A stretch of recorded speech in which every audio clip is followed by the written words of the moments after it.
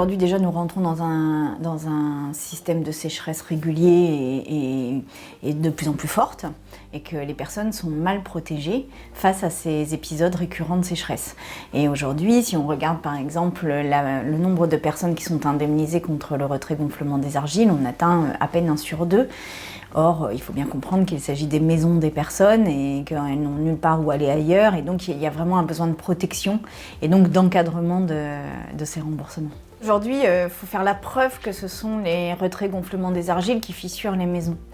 Et en fait, il y a plein de lignes de fuite là-dedans. C'est-à-dire qu'on dit, ah bah regardez, il y a un arbre qui est à 2 mètres de la maison, regardez, il y a une haie, regardez, il y a des parpaings dont les joints sont mal faits, ce qui fait que ça fissure. Bon.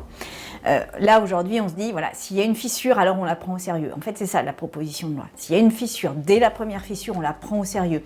On regarde, et c'est à l'assureur de prouver que c'est autre chose que le retrait-gonflement des argiles, que c'est une fuite d'eau, que c'est...